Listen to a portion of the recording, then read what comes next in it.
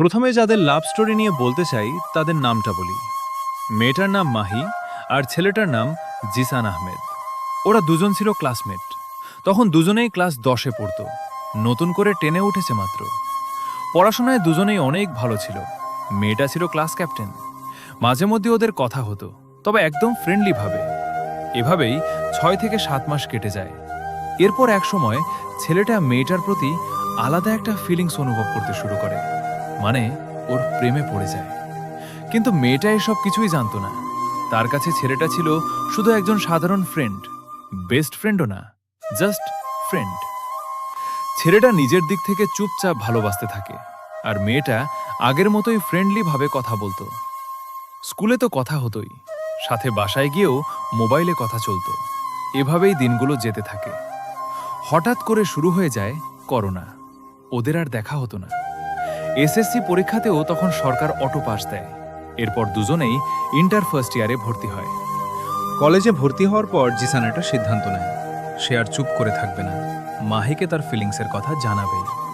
একদিন জিসান মাহিকে কল দিয়ে বলে, আজকে কলেজে আসো, তোমার সাথে একটু দেখা করতে চাই। মাহিও রাজি হয়। দুজনেই কলেজে এসে ক্যান্টিনে মিট করে। মাহি একটু অবাক হয়ে জিজ্ঞেস করে, কি জন্য আসতে বলছো? জিসান কিছু বলার আগেই তার ফ্রেন্ডরা বলে দেয়, জিসান তোমাকে গত 1 বছর ধরে পছন্দ করে। এই কথা শুনে মাহি কিছুটা চুপ হয়ে যায়, কারণ তার কাছে জিসান ছিল শুধু একজন সাধারণ ফ্রেন্ড। সে কখনো ভাবেইনি জিসান তাকে এভাবে ভালোবাসে। এরপর মাহি জিসানকে রিজেক্ট করে দেয়। যদিও জিসানের আচরণ, কথা সবকিছুই মাহির ভালো লাগতো, তবুও সে না করে দেয়। কারণ একটাই, তার ফ্যামিলি। মাহি ছিল তার পরিবারের একমাত্র মেয়ে, আর তাদের পরিবারে রিলেশনশিপকে ভালোভাবে নেওয়া হতো না। এই কারণেই মাহি ছোট থেকেই ঠিক করে রেখেছিল, যেই প্রপোজ করুক সে সবাইকে রিজেক্ট করবে। এরপর শুরু হয় জিসানের একতরফা অপেক্ষা। সে মাহিকে কল দিত, মেসেজ করত, কিন্তু কোনো রিপ্লাই পেত না। তবুও জিসান হার মানেনি। প্রতিদিন সে মাহির বাসার সামনে যেত, শুধু এক নজর দেখার জন্য।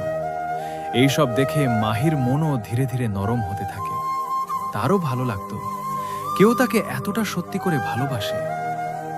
একদিন মাহি নিজেই জিসানকে কল দেয়, কলেজে আসো, তোমার সাথে দেখা করতে চাই। জিসান আসে, আর সেদিন সব কিছু বদলে যায়। পার্ট 2 পেতে চাইলে লাইক, কমেন্ট, শেয়ার করে পাশে থাকুন।